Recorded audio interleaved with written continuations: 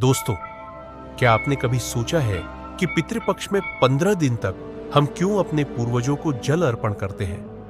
यह सिर्फ परंपरा नहीं है, इसके पीछे एक गहरी ऐतिहासिक और सच्ची घटना जुड़ी हुई है।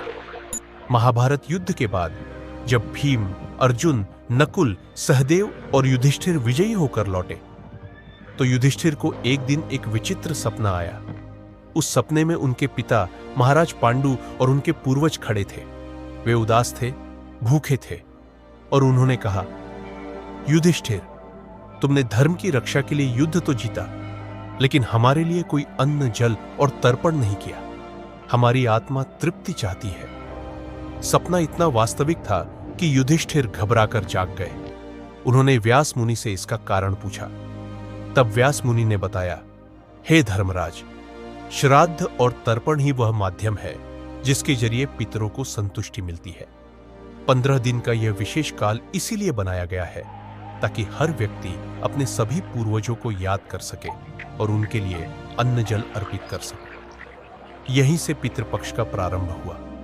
शास्त्रों के अनुसार हर आत्मा अपने वंशजों से जुड़ी रहती है। जब तक वंशज श्राद्ध और तर्पण नहीं करते, आत्माएं अधूरी और अपूर्ण रहती है। इसीलिए कहा गया है कि पिंडम जलम च तर्पणम पितृणाम तृप्ति कारणम, अर्थात पिंडदान और जल ही पितरों की तृप्ति का कारण है। अब सोचिए, 15 दिन क्यों? दरअसल चंद्रमा की स्थिति और सौरमंडल की ऊर्जा इन दिनों ऐसी होती है कि आत्माओं और पृथ्वी के बीच एक विशेष ऊर्जा सेतु बनता है। यही कारण है कि पितृपक्ष के 15 दिनों को पितृलोक और पृथ्वी के बीच का पुल कहा जाता है। सच्ची घटनाएं बताती हैं कि कई लोगों ने इस समय अपने सपनों में अपने पितरों को देखा।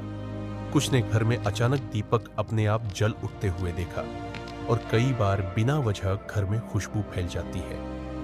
क्या यह सिर्फ संयोग है या सच में हमारे पूर्वज इस समय हमारे पास आते हैं?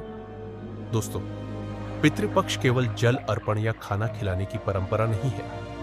यह हमारी जड़ों को याद करने का तरीका है।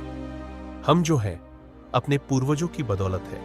उनके आशीर्वाद से ही हमारा अस्तित्व है। इसीलिए हर साल भाद्रपद पूर्णिमा से अश्विन अमावस्या तक हम 15 दिन तक अपने पूर्वजों को जल अर्पित करते हैं, क्योंकि जब पूर्वज प्रसन्न होते हैं तो वंशजों की राह आसान हो जाती है, जीवन की रुकावटें दूर होती है और घर में सुख समृद्धि आती है। इसलिए याद रखिए, पितरों की सेवा, श्राद्ध और तर्पण यह सिर्फ रीति रिवाज नहीं, बल्कि कृतज्ञता का सबसे बड़ा प्रतीक है।